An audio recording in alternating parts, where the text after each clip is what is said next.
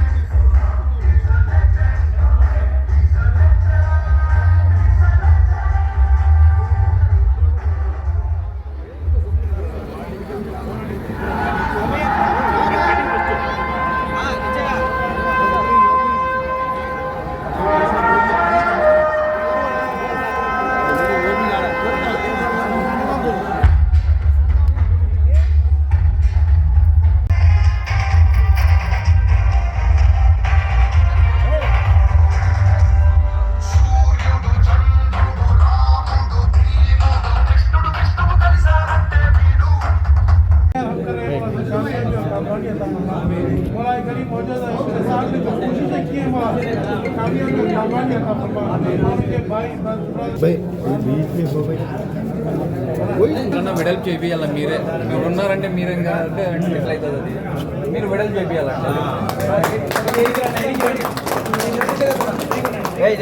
Photographer తీయండి.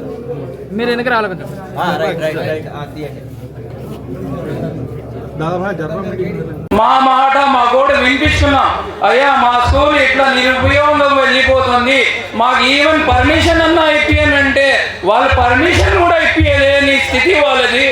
ఈయన మా గుమ్మనూరు జయరాం అన్న, నా పర్సనల్గా ఒక మాట చెప్తున్నా, మా గుమ్మనూరు జయరాం అన్న చెల్ల చూపుతో మీకు పర్మిషనే కాదు మీ స్కూల్ కూడా రెడీ చేసిస్తానంటే ఆలూరు దగ్గర పోతేనే మొగడలాగా ఒక మాట చెప్పాను. ఈరోజు మీకు మాట ఇస్తున్నా, నెలల్లోనే మీకు రెడీ చేసిస్తానని మాకు మాట ఇచ్చి ఈరోజు చేశారు.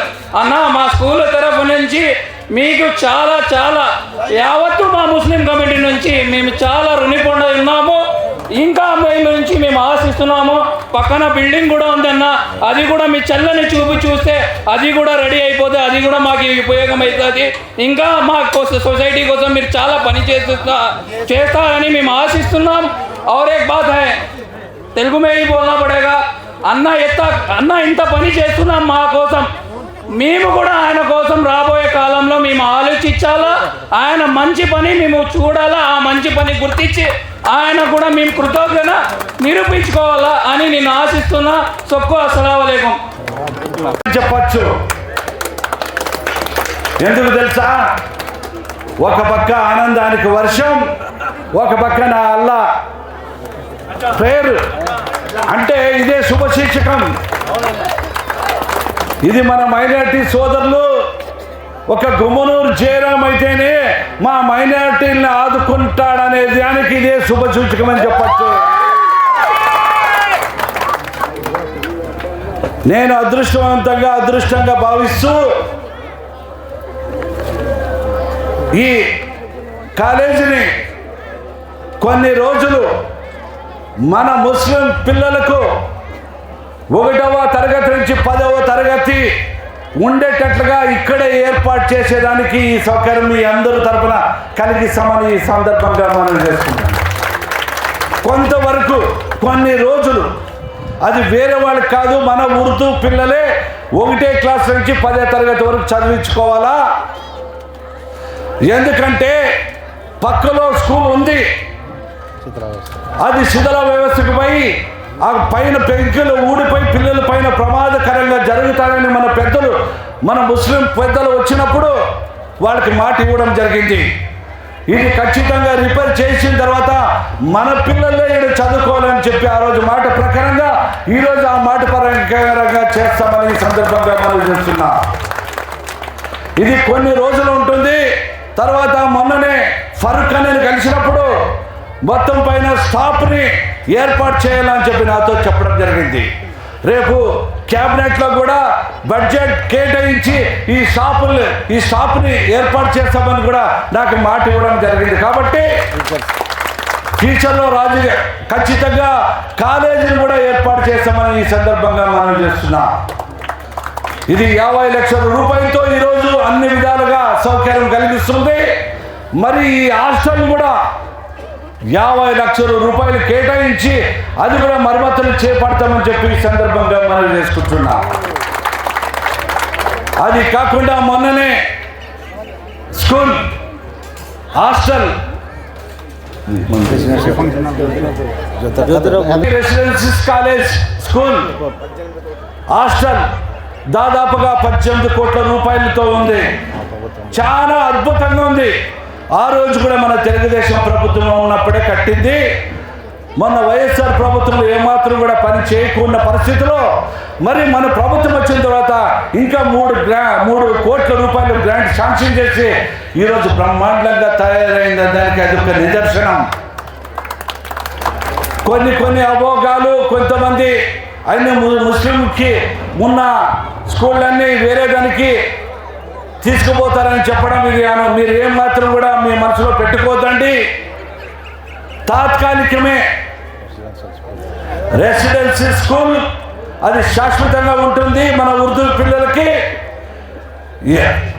ఎందుకంటే జ్యోతిరావు పూలేది స్కూల్ ఏర్పాటు చేస్తాం, ఎక్కడైనా బాడుగుంటే పెట్టుకోండి, గురుకుల పాఠశాలని నేను చెప్పడం జరిగింది. నేను ఆలోచన చేశా. గత 5 సంవత్సరాలు మన ప్రభుత్వం ఉన్నప్పుడు ఈ శిథిల వ్యవస్థలో చేసేదానికి ఎలాగుందో అది కూడా అలాగే మారిపోతుంది. అది భూబంగ్లాగా మారుతుంది. అది మారకూడదని ఒక ఉద్దేశంతోనే గురుకుల పాఠశాలకి అది కూడా రిక్వెస్ట్ చేసుకోవడం జరిగింది. మంత్రి ఫరూక్ అనికి అన్న కేవలం 1 సంవత్సరం కావచ్చు, అంత లోపలే మన పిల్లలకి అందరికి కూడా ఇక్కడ అన్ని విధాలుగా ఎడ్యుకేషన్ చెప్పేదానికి అలర్ట్ చేస్తామని చెప్పడం అన్న కూడా అన్నాడు. అయ్యా జయరాం గారు ఆర్డీఓ ఆఫీస్ కూడా మందే కదా, మరి దాన్ని ఆక్రమించుకున్నారు కదా అని చెప్పడం నన్ను అన్నాడు. అంటే ఆ రోజుల్లో జరిగింది. నువ్వున్నావు, నేనున్నాను, మన ముస్లిం సోదరులకి ఖచ్చితంగా మాట ఇస్తాం. అది కేవలం 1 సంవత్సరం మాత్రమే ఉంటుందేమో, కానీ మరి జ్యోతిరావు పూలే స్కూల్ కట్టించి మన పిల్లలకి శాశ్వతంగా ఇస్తామని చెప్పి మీ అందరికీ మాటిస్తున్నా. ఈ రకంగా నేను అభివృద్ధి బాటలో చేస్తుంటే కొంతమంది కుళ్ళు రాజకీయాలకి, కుతంత్ర రాజకీయాలకి నేను కసాపురము ఆంజనేయ స్వామి, ఇక్కడ దర్గా మస్తానాయి దర్గా ఎలక్షన్లో చెప్పా ఈ 2 అభివృద్ధి చేస్తానని. కసాపురం డెవలప్ అవుతుంది. ఎవరు కూడా ఏ ఎమ్మెల్యే వచ్చినా కూడా దాన్ని మాట్లాడిన పరిస్థితిలో ఈరోజు బ్రహ్మాండమైన ఈరోజు అభివృద్ధి జరుగుతుంది. దాని భాగంగా 2వది మన మస్తానాయి స్వామిది. నేను పబ్లిక్గా ఆ రోజు మస్తానాయి స్వామి దర్గాలోనే చెప్పడం జరిగింది. ఇది 40 సంవత్సరాలు నేను ఉన్నప్పుడు, నాకు జ్ఞాపకం ఉన్నప్పుడు ఏ రకంగా ఉందో ఈరోజు కూడా అదే రకంగా ఉంది. ఎందుకు అభివృద్ధి కాలేదని అడిగితే, అన్న ఈ ఉండి డబ్బులు తీసుకుపోయి బోర్డు తీసుకొని పోతుంది, కానీ ఇది ఎప్పుడు కూడా అభివృద్ధి కాలే, ఎప్పుడు కూడా అభివృద్ధి నేర్చుకోలే, ఎప్పుడు కూడా ఏ లెట్రిన్ కానీ బాత్రూమ్ కానీ ఎక్కడ చేయలేదు, ఇది చాలా అధ్వానంగా పరిస్థితుల్లో ఉందని చెప్పినప్పుడు నాకు బాధ అనిపించింది.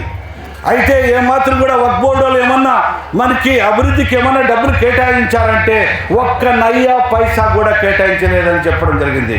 అప్పుడే నాకు కోపం వచ్చింది. వక్ఫ్ బోర్డు కాకపోతే ఏదైనా బోర్డు కావచ్చు, మా మస్తానాయి దర్గాని అభివృద్ధి చేస్తేనే ఇక్కడున్న ఉండి డబ్బులకి మీరు తీసుకోవాలి, కానీ లేదంటే ఉండి మీరు ముట్టే ప్రసక్తే లేదని ఆ రోజే చెప్పడం జరిగింది.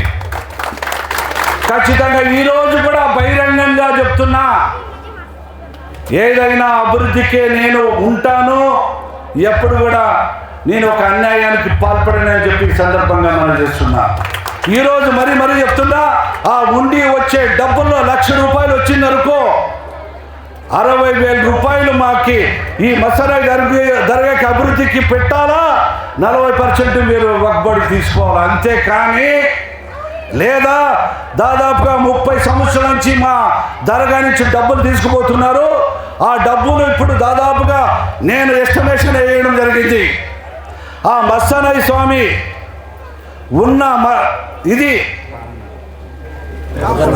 దర్గా సమాధిని ఎస్టిమేషన్ వేపిస్తే 2.5 కోట్లు అవుతుందని మనం చెప్పడం జరిగింది. అది కంపౌండ్ వాళ్ళు 1.5 కోటి, అంటే మొత్తం 4 కోట్ల రూపాయలు కావస్తుందని చెప్పడం జరిగింది. నేను వక్ఫ్ బోర్డుకి నేను లెటర్ ద్వారా చెప్తా, మీరు ఇప్పటికి ప్రస్తుతానికి 2.5 కోట్లు ఇస్తే 1.5-2 కోట్లు ఇవ్వండి, కంపౌండ్ వాళ్ళు నిర్మిస్తాం. మా అందరూ భక్తాదుల దయ వల్ల ఈ సమాధికి 2.5 కోట్లు ప్రజలతో అందరికీ ఎక్కడున్నా ఉన్న ప్రతి ఒక్కరికి అడిగి సొంతంగానే, అంటే ఒక భక్తాదుల నుంచి ఒక రాజస్థాన్ మార్బుల్ తీసుకొని వచ్చి అది మంచిగా చేసే విధంగా ఈరోజు కడప దర్గా ఎలా ఉందో ఈడ గుంటకల్లో కూడా మసనాయి దర్గా అలాగే ఉండాలని చెప్పి మాట ఇవ్వడం జరుగుతుంది. కాబట్టి కొంతమంది కల్లిబుల్లి మాటలతో నా మాటని వక్రీకరించి ఏదో 60% నేను తీసుకుంటానని మాట సిగ్గు చేటు అని నేను అంటున్నా. మరొక్కసారి చెప్తున్నా, మీరేమో నా మీద బుద్ధులు చల్లే కార్యక్రమం పెట్టేదానికి ఉన్నా కూడా, నేను ఎలక్షన్లో 30 రోజులకి గుంటకల్ నియోజకవర్గానికి వచ్చినప్పుడు కూడా మా ముస్లిం సోదరులకు ఎంతో మందికి భయపెట్టారు. గోమనూరు జిల్లా ఒక రాక్షసుడు రౌడీ గోండా అని చెప్పడం జరిగింది. అయినా ఓట్లు ఎవరైందండి, వాళ్ళు షాపుల్ని దోపిడీ చేస్తారు, వాళ్ళు రౌడీ మామూలు వసూలు చేస్తారని చెప్పడం జరిగింది. అది మన ఆలూరు వాళ్ళని కూడా పిలిపించి అన్ని ప్రచారం చేసి అన్ని షాపుల్లో ప్రచారం చేసి ఆయన రౌడీ గుండా అని చెప్పడం జరిగింది. కానీ మీ మనసుల్లో మాత్రం అలాంటి వ్యక్తి గుమ్మనూరు జయరాం వస్తేనే ఈ గుంటకల్ నియోజకవర్గం అభివృద్ధి చెందుతున్న మనసు పూర్తిగా వాళ్ళు అన్నారు. గుంటకల్లో నా ముస్లిం సోదరులు ఉన్నారు, నువ్వు ఎక్కడయ్యా నాతో నిలబడతావా అని అనడం జరిగింది. కానీ మా ముస్లిం సోదరులు అన్ని కులాలు అన్ని మతస్థుల వాళ్ళు కూడా ఎస్సీ ఎస్టీ బీసీ మైనార్టీలు అందరూ కూడా మా గుమ్మనూరు జయరాం ఆయన మనసు తెలుసు. అలాంటి వాడు వస్తేనే ఆయన కేవలం 30 రోజుల్లోనే నన్ను గెలిపించారు చూడు, అది మీ అందరికీ నేను రుణపడి ఉంటానని చెప్పి ఈ సందర్భంగా మనం చేస్తున్నా. ఇది కాకుండా అన్ని కులాలకి ఏ మతమైనా ఏ కులసమైనా కానీ వారు డెవలప్మెంట్ చేసేదానికి రండి. మొన్ననే 30 మసీదు దర్గా వాళ్ళు వచ్చి అన్నా ఇది అన్నీ మేము డెవలప్ చేసుకుంటాం, మా పిల్లలు చదివించుకుంటాం, మాకు ఈ పని చేసి పెట్టండి అన్నప్పుడు నీ పాత్ర ఉండాలంటే నా పాత్ర నేను ఉండను, మీరు 30 దర్గాలు ఉన్నవాళ్ళు మీరే ఒక 10 మంది కాకపోతే 15 మంది ఏర్పాటు చేసుకోండి, అది మీ సమక్షంలోనే జరగాలని చెప్పడం జరిగింది. అందరూ కూడా ఆనందంతో ఈరోజు ప్రతి ముస్లిం మన గుంటకల్లో ఉన్న మన ముస్లిం సోదరులందరూ కూడా ఐకమత్యమై వచ్చి రావడం జరిగింది. కాబట్టి మీ అందరూ ఒకటే చెప్తున్నా, ఏ నిర్ణయమైనా కూడా మీరు డెవలప్ చేసుకున్నా మీరే ఉండండి, మీ కమిటీలో మీరే ఉండండి, మా పాత్ర మాత్రం ఎమ్మెల్యే పాత్ర మాత్రం ఏ మాత్రం కూడా ఉండదని చెప్పి ఈ సందర్భంగా మనం చెప్తున్నాం.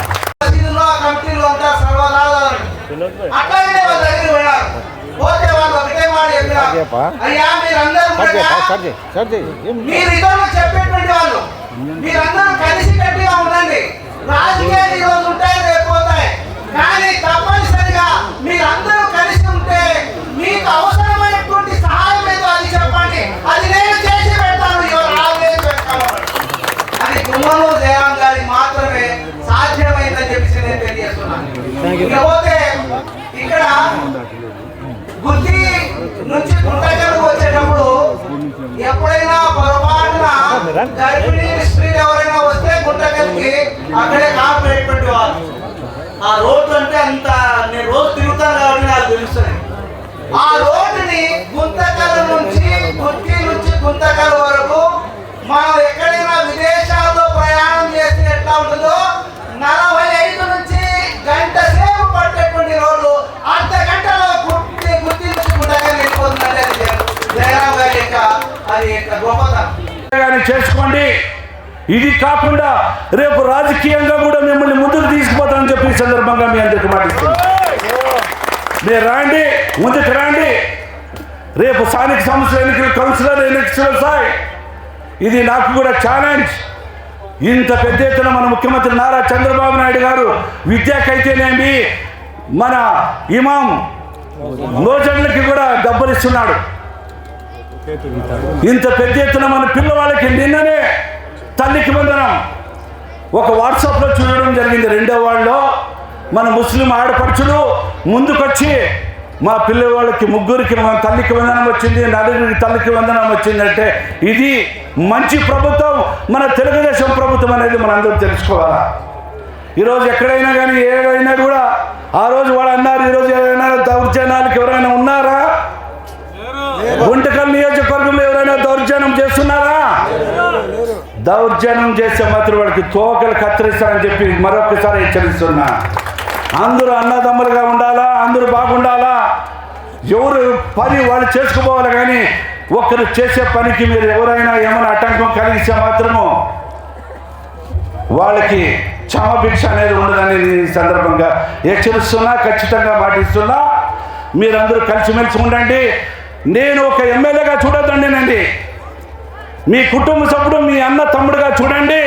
రండి, ఎప్పుడైనా రండి, మీ పని చేసి పెడతానని మీ అందరికీ మాటిస్తున్నా. కాబట్టి ఇలాంటి కార్యక్రమంలో పాలు పంచుకోవడం నేను అదృష్టంగా భావిస్తున్నా. ఇక్కడున్న నా ముస్లిం సోదరులు, మా కుటుంబ తెలుగుదేశం కుటుంబాలందరూ కూడా కసితో ఉన్నారు. ఖచ్చితంగా అభివృద్ధి అంటే తెలుగుదేశం అంటే అభివృద్ధి అని ఉంది. వీళ్ళందరూ సాయి సహకారాలు నాకు ఒకేసారి అన్నారు, అన్న ఈ టైంలో మేము ఉర్దూ కాలేజు ఓపెన్ చేయడం జరుగుతుందంటే నేను తన్ను కూడా చూడలే. ఇంత భారీ ఎత్తున, ఇంత పెద్ద ఎత్తున నా అక్క చెల్లెళ్ళు, ఆడపడుచులు, ముస్లిం సోదరులు, చిన్న పిల్లలు వచ్చారంటే నేను ఒక అదృష్టవంతుడు. వాళ్ళ ప్రేమ అనురాగాలు ఎల్లవేళలో నాలో ఉంటుందని చెప్పి మీ అందరికీ మాటిస్తున్నా. కాబట్టి ఇలాగే ఇంకా ఏదైనా రావచ్చు, మీరు వచ్చి నాతో పని చేసుకొని ఒక ఎమ్మెల్యేతో పోము, మా కుటుంబ సభ్యుడు మా గుమ్మనూరు జయరామన్నతో పోతామని మీరు అందరూ వచ్చి పని చేసుకొని పోదామని అనేదానికి నేను ఎప్పుడు మీకు రుణపడి ఉంటాను. ఎందుకంటే ఇది చరిత్ర. నేను 3 సార్లు ఎమ్మెల్యే అయినడం జరిగింది, 5 సంవత్సరాలు మంత్రి జరిగింది. కానీ కర్నూలు జిల్లాలో ఉండడం జరిగింది 2 సార్లు ఎమ్మెల్యే. 30 రోజుల్లో చరిత్ర సృష్టించాలంటే అది ఒక గుంటకల్ నియోజకవర్గ ప్రజలకే దక్కింది. నా ఊపిరినంత వరకు మీ రుణం ఇలాగే మీకోసం కష్టపడి ఒక కుటుంబ సభ్యులకే ఉంటానని మీ అందరికి మాటిస్తూ, ఈ ఆనందంలో వర్షం కూడా కలిగింది. వర్షం వచ్చినా కూడా ఇంతమంది ఉన్నారంటే మీ రుణం నేను ఎప్పుడు కూడా. సలాం లేకం.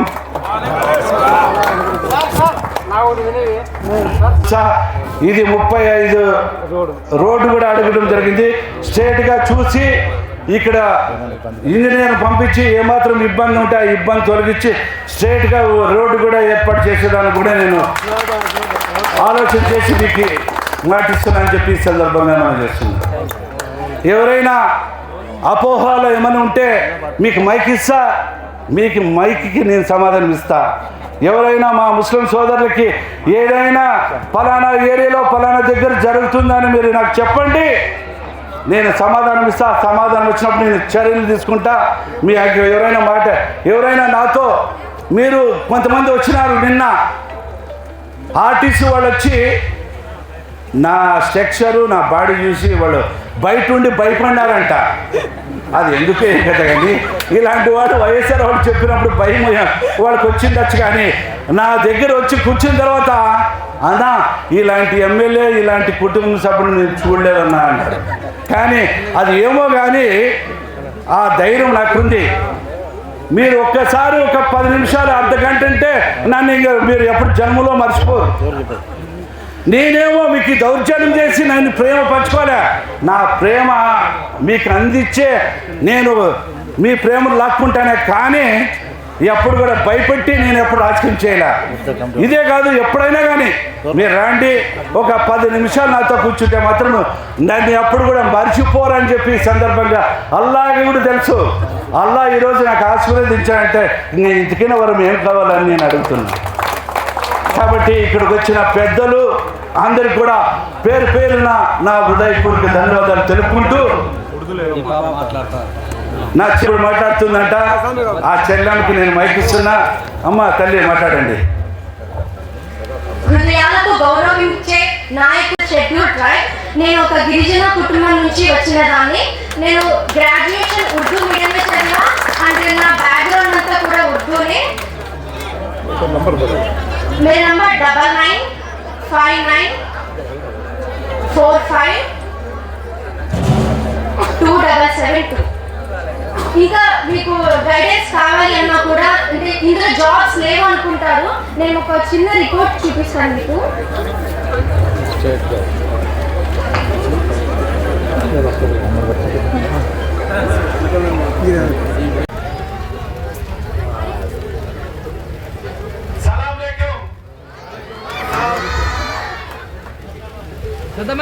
ఈరోజు మొట్టమొదటిగా అరబిక్ స్కూల్ ట్రస్ట్ వారికి నాకు ప్రత్యేకంగా నా ధన్యవాదాలు. ఎందుకంటే ఆస్తులు సంపాదించవచ్చు, పిల్లలకి పెట్టచ్చు, కానీ ఈ అరబిక్ సమస్య వారిలో బాగుతరానికి ఉర్దూ పిల్లలకి చదువు నేర్పించుకోవాలని, కాలేజీ కట్టించాలని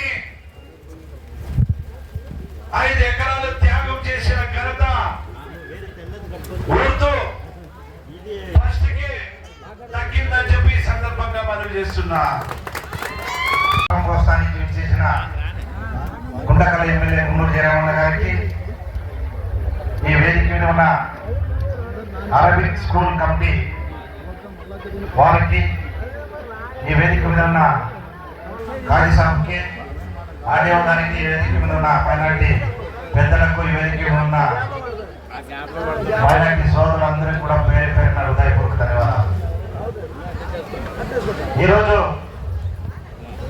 ఉర్దూ కాలేజ్ గత ప్రభుత్వంలో రాష్ట్ర ముఖ్యమంత్రి నారా చంద్రబాబు నాయుడు గారి పరిపాలనలో 14 నుంచి 19లో 15లో కంప్లీట్ చేసి ఉర్దూ జూనియర్ కాలేజ్ హాస్టల్ చేసిన తర్వాత కేవలం ప్రారంభోత్సవానికి నోచుకున్న పరిస్థితిలో ప్రభుత్వం మారిన తర్వాత ఆ రోజు నుంచి ఈ రోజు వరకు కూడా దాదాపుగా 10 సంవత్సరాల నుంచి మన పట్టణంలో మైనారిటీ సోదరులు భారీ సంఖ్యలో ఉండే కుటుంబాలు ఉన్నాయి, నిరుపేద కుటుంబాలు ఉన్నాయి, చదువుకునే పిల్లలు ఉన్నారు. కానీ ఏ నాయకుడు పట్టించుకోలేని పరిస్థితి. గతంలో రాష్ట్ర ముఖ్యమంత్రి నారా చంద్రబాబు నాయుడు గారు గ్రాంట్ రిలీజ్ చేసి మళ్ళీ అల్లా కృప వల్ల మళ్ళీ మన ముఖ్యమంత్రి నారా చంద్రబాబు నాయుడు గారి తర్వాత మళ్ళీ ప్రారంభోత్సవానికి నోచుకుందండి. ఇది శుభ సూచకం. విజయవంత పరిపాలన చేసిన ముఖ్యమంత్రి ఆలోచన. కాబట్టి ఇటువంటి గొప్ప సువర్ణ అవకాశాన్ని మైనార్టీ సోదరులకు అందించడం ఈరోజు మాకు చాలా సంతోషంగా ఉంది. దాదాపుగా అప్పట్లో 4 కోట్లతో ఇది నిర్మాణమైంది. ప్రారంభోత్సవం నోచుకునే పరిస్థితుల్లో దాంట్లో డెప్త్ అయ్యి అందరూ కూడా దొంగలు కూడా డోర్లు అయితేనేమి, కిటికీలు అయితేనేమి, ఎలక్ట్రీషియన్ అయితేనేమి అన్ని తీసుకొని పోయిన పరిస్థితి. మళ్ళీ దానికి చేయాలంటే దాదాపుగా 50 లక్షలు కేటాయించారు. 50 లక్షలు గ్రాంట్ ఎక్కడా లేదు.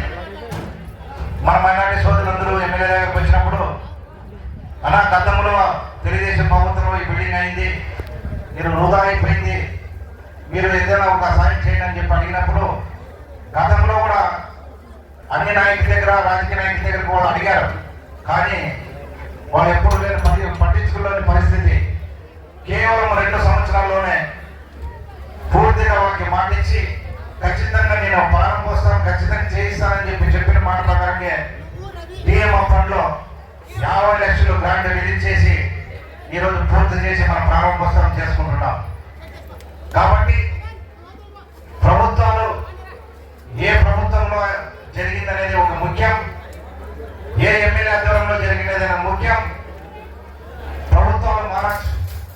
ఇటువంటి మంచి ఒక పనిని మనం చేయడమే అది గుర్తుండిపోయే ఒక ఈ పని. కాబట్టి గతంలో 10 సంవత్సరాలైనా పట్టించుకోలేని పరిస్థితి ఉన్నప్పుడు ఈరోజు మైనార్టీ సోదరులందరూ మన పిల్లలు మదర్ లాంగ్వేజ్ ఉర్దూ కాలేజీ మన గుండెగల్ల పట్టణంలో రావడం పిల్లలకి భవిష్యత్తు కోసం ఈరోజు మంచిదైందని ఈరోజు చెప్పుకుంటున్నాం. కాబట్టి ప్రతి ఒక్కరు కూడా గమనించాలి. ప్రతిపక్షం, అధికార పక్షం విమర్శలు, ప్రతి విమర్శలు అది మాకుంటుంది, ప్రజాప్రతినిధులకు ఉంటుంది. కానీ ఏ ప్రభుత్వం చేసింది, ఏ ఎమ్మెల్యే ఆధ్వర్యంలో పని జరిగినది అనేది ముఖ్యం. కాబట్టి మీరందరూ కూడా ఇవన్నీ కూడా గమనించాలని ప్రతి ఒక్కరు కూడా కోరుకోవడం జరుగుతుంది. వర్షం కూడా స్టార్ట్ అయింది. ఎమ్మెల్యే గారు ఈ కొన్ని విషయాలు మాట్లాడాలి కాబట్టి అందరూ కూడా ఒక 10 నిమిషాలు ఓపికతో వింటే అందరూ కూడా మంచిదవుతుందని సందర్భంగా కోరుకుంటూ ప్రతి ఒక్కరు కూడా పేరు పేరున హృదయపూర్వక ధన్యవాదాలు తెలుపుకుంటూ సెలవు తీసుకుంటాం. సంవత్సరాల నుంచి పెండింగ్ లో ఉంది. మన ప్రభుత్వం వచ్చిన తర్వాత బాధితులకు అక్కడ స్థలము కోల్పోయిన బాధితులకి డబ్బులు కూడా నిన్నే దాదాపుగా 4 కోట్ల రూపాయలు కూడా అకౌంట్లో కూడా పడింది. సందర్భంగా వాళ్ళు కూడా సన్మానం చేసి ఎమ్మెల్యే గారికి మాట ఇచ్చిన ప్రకారంగా మాట నిలబెట్టుకున్నారని వాళ్ళు సన్మానం కూడా చేసిపోయారు. వాళ్ళందరూ కూడా ఆ రోజు కూడా చెప్పాం, దీంట్లో ఎవరు అపోహలు పొందొద్దండి, ప్రతి ఒక్కరికి న్యాయం జరుగుతుంది. మీరు అడిగిన రేటు ప్రకారమే మేము కలెక్టర్ గారితో మాట్లాడి మీకు ఇస్తానని చెప్పిన ప్రకారంగా నిన్ననే వాళ్ళ అకౌంట్లో డబ్బులు పడాయి. వర్క్ కంటిన్యూ జరుగుతూ ఉంది. ఎవరో మనకి ప్రతిపక్ష నాయకులు అన్నారు వర్క్ నిలబడిపోయింది, వాళ్ళకి డబ్బులు ఇవ్వలేదని. వర్క్ నిలబడిపోయింది, వాళ్ళకి బెనిఫిషియర్కి డబ్బులు ఇవ్వలేదని. వాళ్ళకి మనం ఉత్తుత్త కాయలు కొట్టేవాడు కదా, చెప్పినాను కదా. ఉత్తుత్త కాయలు ఉండదు, కొట్టామంటే దిగితలేదు అంతే, బుల్లెట్ అంతే.